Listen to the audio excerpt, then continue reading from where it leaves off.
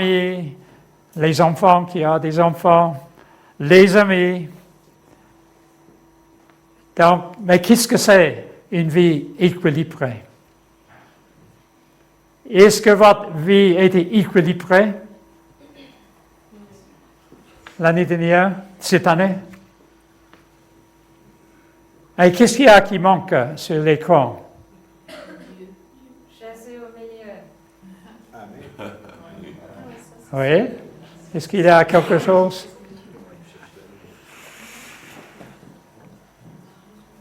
La vie spirituelle n'est pas là, n'est-ce pas? La vie de prière, la vie de méditation. Donc, je me suis dit, il faut réfléchir peut-être à une approche biblique. Cette année, je n'ai pas encore terminé. Le corps, l'âme et l'esprit. Emeline, oui, c'était en 2011 qu'un couple de notre Église a offert à quelqu'un d'autre qui a mis dans la bibliothèque de l'Église ce livre. Donc, c'est très intéressant parce qu'il est intitulé « Au nom de Jésus, libérer le corps, l'âme et l'esprit ». Et donc, pour faire une évaluation, il faut incorporer l'esprit. Et donc, j'ai mis sur l'écran, vous pouvez vous demander sur une échelle de 1 à 5, dans ces domaines du corps, âme et l'esprit, est-ce que vous étiez 5 sur 5 toute l'année? 4 sur 5? 3 sur 5? Est-ce qu'il y avait des zones rouges?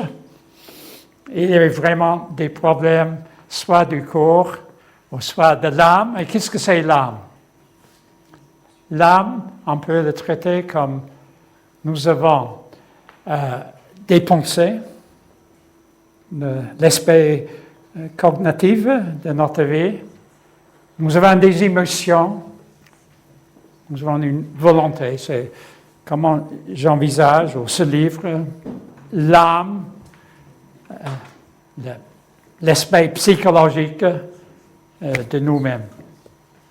Mais est-ce qu'en 2023, il y avait des zones oranges, rouges?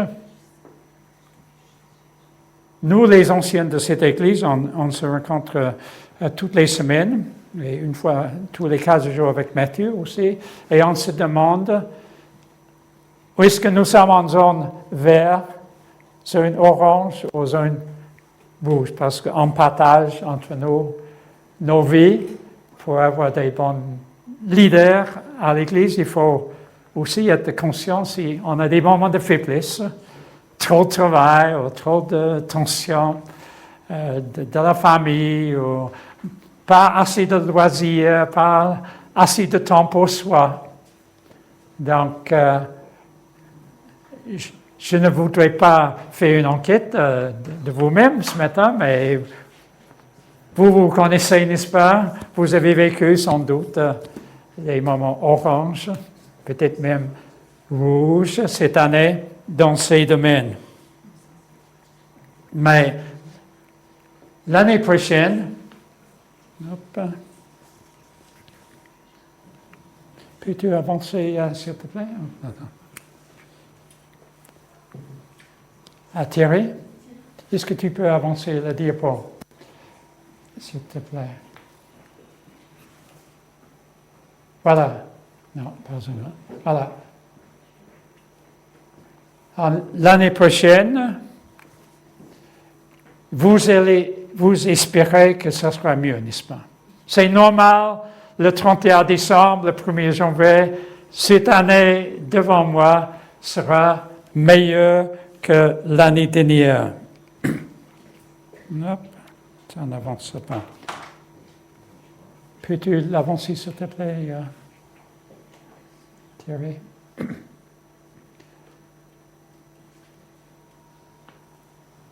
Donc, je vais contrôler mes pensées l'année prochaine pour mieux contrôler mes émotions. Je ne serai plus en colère. Je serai maître de moi-même. Ça vous dit quelque chose? Vous espérez que ça sera mieux l'année prochaine? Oui, oui. Emeline est la seule? Donc, on va éliminer complètement les zones rouges. Ça sera plutôt vert foncé, à la limite, peut-être quelques faiblesses.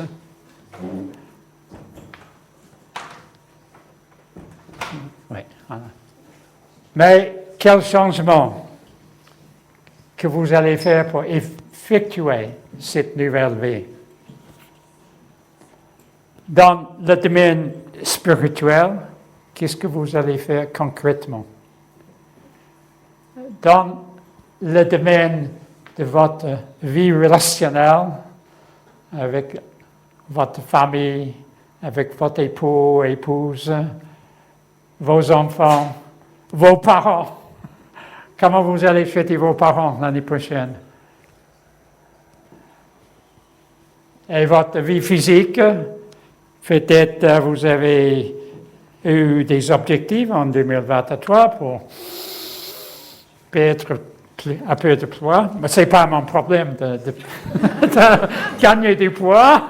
Je suis un peu exceptionnel, n'est-ce pas? C'est Pete aussi, peut-être. Mais voilà, donc, et parfois, il y a des accidents qui arrivent hors de notre contrôle. On ne peut pas.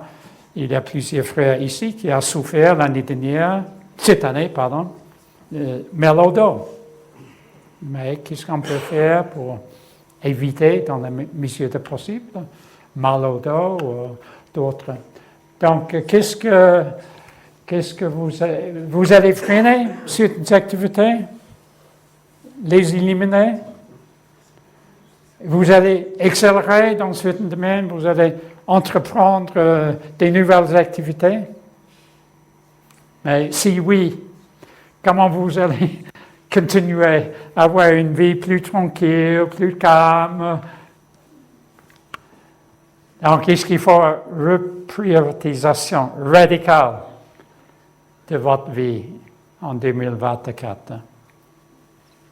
Donc, nous avons un bon point de départ. Quel est le point de départ?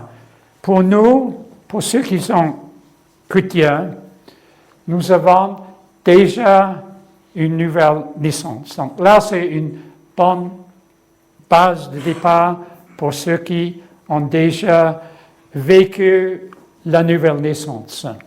Donc, il y a un verset en Pierre, 1 Pierre, qui dit « Béni soit Dieu le Père de notre Seigneur Jésus-Christ, conformément à sa grande bonté, il nous a fait naître de nouveau, une nouvelle naissance. Il y a plusieurs parmi vous qui sont nés de nouveau, qui ont suivi. C'était une joie de voir Elikia, et Alice, et Lucas, et Caleb, de se faire baptiser. Ils avaient suivi la nouvelle naissance avec l'acte de baptême. Je remercie le Seigneur pour cela. Je remercie le Seigneur pour les enfants d'Hervé qui aussi, dans le passé, elles se sont baptisées. Et Caleb, en été, n'est-ce pas, Caleb, chez ton grand-père. Donc, il y a des personnes qui ont parmi nous, qui ont cette espérance qui découle de la nouvelle naissance, la foi en Jésus-Christ. Et à partir de ça, pour l'année 2024, nous sommes, ceux qui ont accepté Jésus-Christ, une nouvelle personne. Et pour le reste de ce matin, je vais méditer un peu ce verset en 2 Corinthiens chapitre 5, verset 17, et les versets qui précèdent. Si quelqu'un est dans Jésus-Christ, il est une nouvelle créature, une nouvelle personne. les choses anciennes sont passées. Voici, toutes choses sont devenues nouvelles. Donc, j'ai choisi ce verset pour méditer parce qu'il y aura une nouvelle année. Et nous avons une nouvelle vie pour ceux qui croient en Jésus-Christ. Et les anciennes choses, en principe, sont passées. Prions le Seigneur. Merci Seigneur pour le don de Jésus-Christ. Nous venons de célébrer Noël, le cadeau de Jésus qui est venu dans ce monde pour nous donner une nouvelle vie. Il a parlé de la nouvelle naissance. Merci pour tous ceux parmi nous qui ont accepté cette nouvelle et qui se sont engagés pour Jésus-Christ. Seigneur, je prie que tu nous enseignes comment vivre notre année 2024, étant donné que nous sommes des nouvelles personnes en Jésus-Christ. Les choses anciennes sont passées. Toutes choses sont devenues nouvelles. Nous te remercions pour cela. Guide-nous dans nos réflexions. Je te prie, au nom de Jésus. Amen.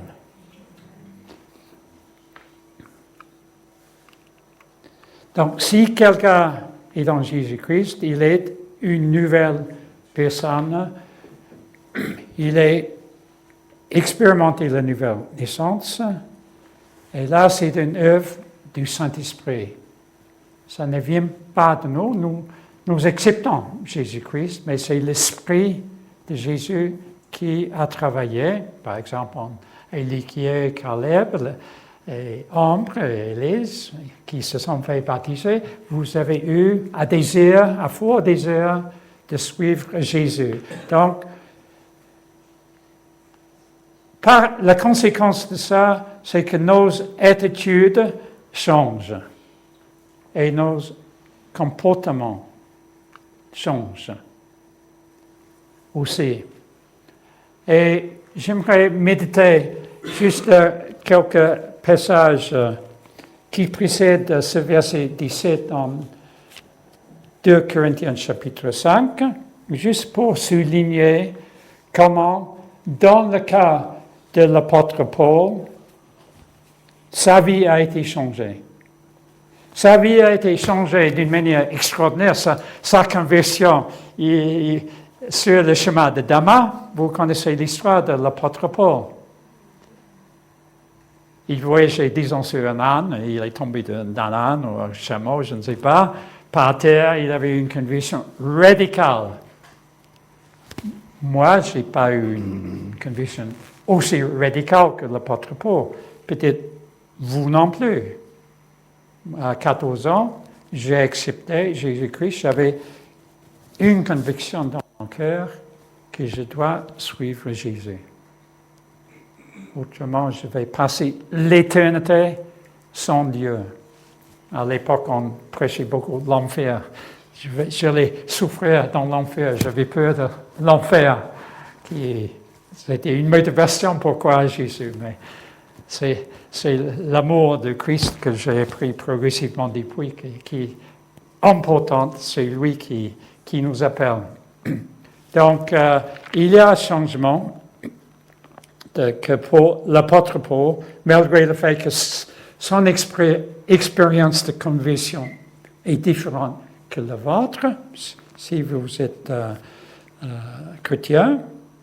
Paul, il a dit en verset 9 de Corinthiens 5, « Nous nous efforçons de lui être agréable. » De lui être agréable. De faire sa volonté. De faire des choses qui sont agréables à Dieu. Et donc, pour moi, peut-être c'est presque les choses clés pour l'année 2024, que je dois faire des choses qui sont agréables à Dieu. Le verset 11 du même chapitre dit « nous cherchons à convaincre les hommes. Comme on est tellement rempli par l'amour de Dieu, on aimerait partager ce message avec les autres. Cette semaine passée, pour Noël, Annie et moi, nous sommes allés en Écosse pour voir notre fils. Et comme d'habitude, je prends quelques Nouveaux Testaments à partager avec les chauffeurs de taxi ou dans les restaurants. Et on avait une escale au retour à Londres. Annie voulait voir Selfridges, Oxford Street. Il est un monde fou, là. Un monde fou. C'est comme à Paris, n'est-ce pas? Un monde, Héloïse. Il y a un monde fou dans Londres et Paris à Noël. Et il y avait un monsieur, un musulman, qui avait un stand coranique dans Oxford Street. Et Annie avait envie de lui offrir un Nouveau Testament. Et entrer en dialogue avec ce monsieur. Et donc, il a accepté un Nouveau Testament parce que c'était l'évangile de Jésus-Christ qui, pour eux, Jésus est un prophète. Beaucoup de respect pour Jésus. Et il a dit, parmi d'autres choses, il nous a dit, mais ce n'est pas écrit dans votre Bible. Moi, j'ai lu votre Bible, mais merci beaucoup pour ce... Je l'ai déjà lu, ce qu'il a dit. Mais votre Bible ne dit pas que Jésus est Dieu. Nulle part. Ah bon? Donc, est-ce que je peux vous montrer un verset? Oui. Donc, le petit Nouveau Testament, c'est pas encore lettre. Et donc, parfois, j'enlève les lunettes pour lire. Donc, je peux vous lire ce verset, il a dit. Donc, il a lu Romains 9, le verset 5, qui parle de Jésus, qui est issu d'Israël. Il était bien un juif, Romains 9, 5. C'est un verset que j'ai retenu lors du groupe d'hommes il y a quelques années quand nous étudions le livre de Romains, qui dit que Christ est issu dans son humanité, lui qui est au-dessus de tout, Dieu béni éternellement. Et dans la version anglaise, c'était même plus fort que Jésus est Dieu béni éternellement. Et le monsieur, il a passé comme ça. Il voulait nous offrir de la littérature qui est Jésus. Jésus est un prophète, il n'est pas un être divin, il est né de la Vierge, donc c'est un bon brochure. Il est un prophète avant Mohammed, qui était le dernier prophète. Et donc, il donnait un message pour les chrétiens, adorer le seul Dieu.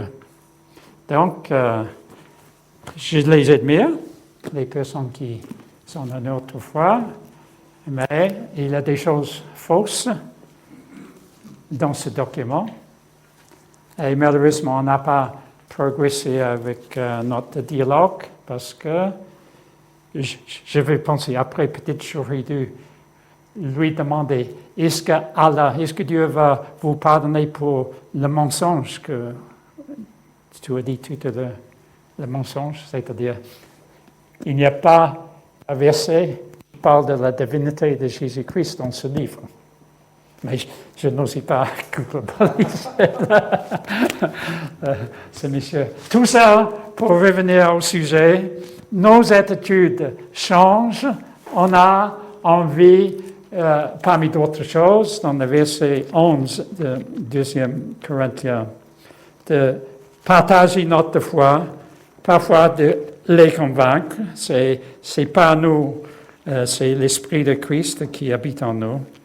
Et le verset 14 dit, c'est l'amour de Christ qui nous presse. C'est l'amour du Christ en nous qui nous motive de partager l'Évangile. C'est l'amour de Jésus-Christ, aimer nos parents. Pour les parents, d'aimer vos enfants profondément. Nous sommes motivés par l'amour de Christ. Et le verset 15 dit, ceux qui vivent ne vivent plus pour eux-mêmes, mais pour celui qui est mort et ressuscité pour eux. Donc nous vivons plus pour nous-mêmes, nous nous fixons nos yeux sur Jésus, qui est l'auteur qui suscite la foi et qui nous guide chaque jour. Et le verset 16 dit, nous ne paissons plus personne de manière humaine. Donc, un autre regard sur les autres. On voit, disons, ce monsieur que nous avons rencontré à Londres, on n'a pas pris son prénom, mais disons Mohamed.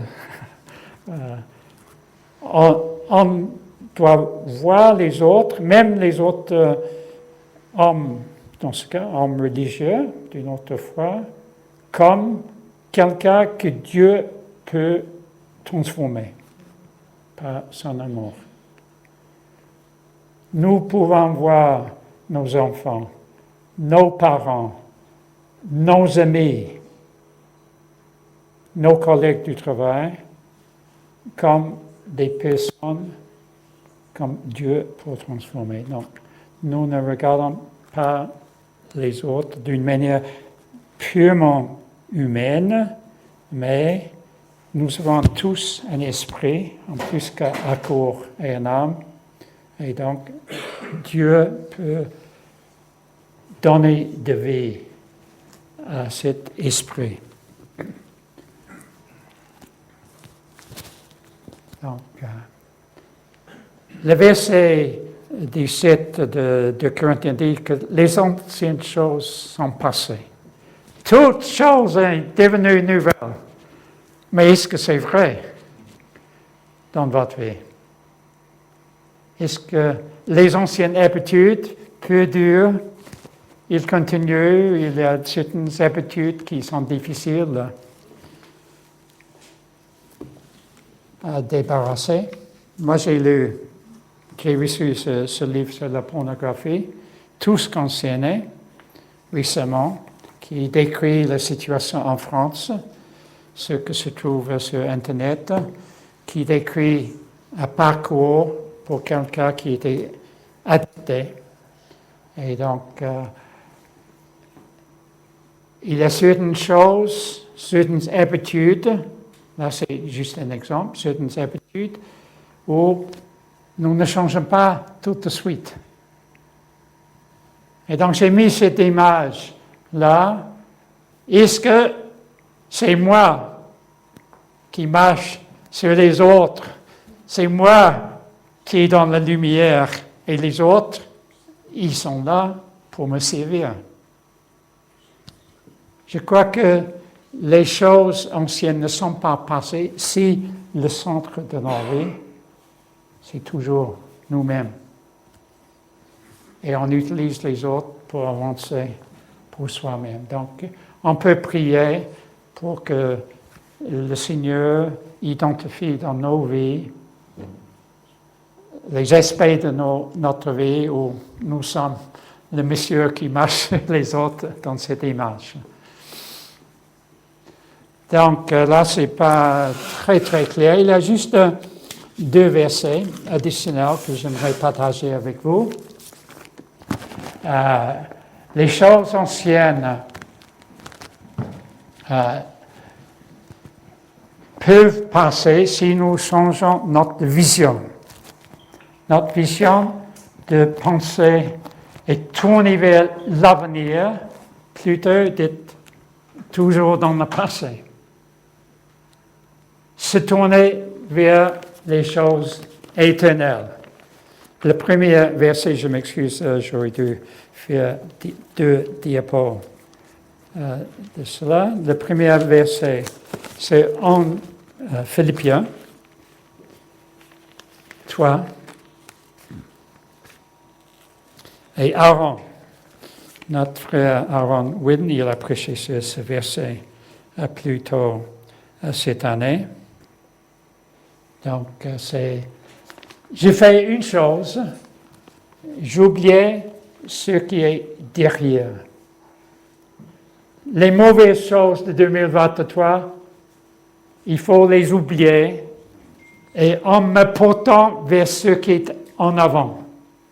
Et je me rappelle Aaron, il y a 2-3 mois, quand il a parlé, c'est oublier, c'est pas tout, on ne peut pas oublier complètement des mauvaises choses, mais de ne pas être contrainte, de ne pas porter le poids de ces choses. C'est plutôt ça. Et marcher vers l'avenir, marcher vers quelque chose de meilleur. Voilà. Donc là, c'est pour avoir un renouvellement chaque jour, penser d'aujourd'hui et de demain. Et ne pas être toujours contrainte dans le passé. Et la deuxième chose est marcher vers les choses éternelles, avoir une perspective éternelle. Et le verset que j'ai choisi pour ça, c'est 2 Corinthiens 4, qui parle de notre âge, en quelque sorte, notre vie extérieure et notre vie antérieure. Donc, 2 Corinthiens 4, verset 16 dit « Si notre être extérieur se détruit, c'est-à-dire on prend l'âge, on vieillit, notre être antérieur se renouvelle de jour en jour. » Donc, même les personnes âgées, comme Juliette, ce matin, elle est venue dans la joie du Seigneur, n'est-ce pas? Voilà, parce qu'il y a un renouvellement chaque jour, malgré l'âge de la personne. Donc, nos légères difficultés du moment présent produisent en nous un poids éternel de gloire. Et le verset 18, chapitre 4, 2 Corinthiens, nous regardons non pas à ce qui est visible, mais à ce qui est invisible. Car les réalités visibles sont passagères et les invisibles sont éternelles. Donc, pour aller plus loin en 2024, il faut réfléchir sur les choses éternelles, les choses invisibles, et de ne pas être complètement gelé dans les choses du présent et surtout du passé. Donc, pour conclure, que votre année 2004 soit fondée sur, j'ai mis 4 nouvelles choses. Le premier, c'est la nouvelle naissance. Si vous n'avez pas encore expérimenté la nouvelle naissance en Jésus-Christ, venez me voir, venez voir Paul ou Hervé ou des autres responsables, Mathieu, pour en parler. Jésus nous invite à être transformés par l'Esprit. Là, c'est la base du départ. Nous sommes des nouvelles créatures en Jésus-Christ. Les anciennes choses sont passées. Prie le Seigneur pour que la mise en œuvre de cette nouvelle créature, nouvelle personne, se réalise dans votre vie en 2024. À travers des nouvelles attitudes vers les autres, nouveaux comportements. Les anciennes choses sont passées. J'ai posé une question ici. Pouvez-vous dire Je cherche à lui être agréable en 2024. Dans mon corps, dans mon âme, mes pensées, mes émotions et dans mon esprit. Est-ce que c'est l'amour de Christ qui me motive, qui va me motiver dans toutes les choses en 2024? Est-ce que je peux dire avec sincérité, je ne vis plus pour moi-même, je regarde les autres, et les autres peuvent être mes amis, mes parents, nos enfants, notre époux, notre épouse. Est-ce que je regarde les autres autrement?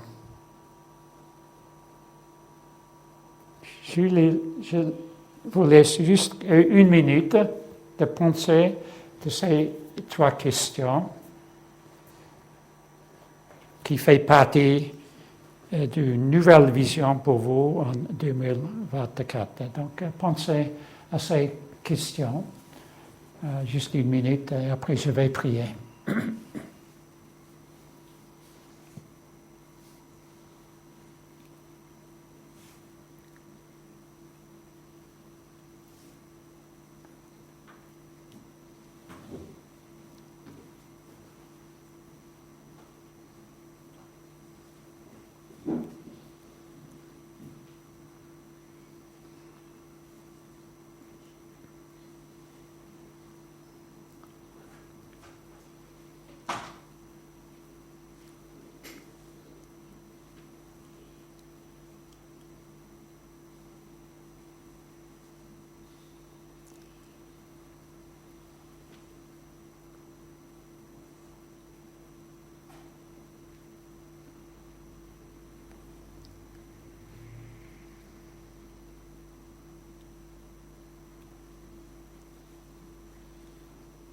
Seigneur Jésus, nous te remercions pour la nouvelle naissance que tu nous offres, que plusieurs parmi nous ont accepté.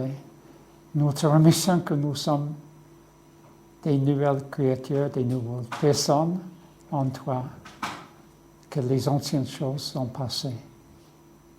Seigneur, pendant cette année qui va s'ouvrir demain, Seigneur, je prie que tu nous aides à développer des nouvelles attitudes, des nouveaux comportements. Seigneur, que nous puissions dire, je ne vis plus pour moi-même, je regarde les autres autrement. Oui, Seigneur, donne-nous la force d'être transformés continuellement par toi, Seigneur. Merci de nous donner une nouvelle vision qui est basée sur cette perspective que nous sommes en Jésus-Christ. Si nous sommes en Jésus-Christ, nous sommes une nouvelle personne. Merci, Seigneur, de nous guider, chacun, chacune, et par la puissance de ton esprit. Amen.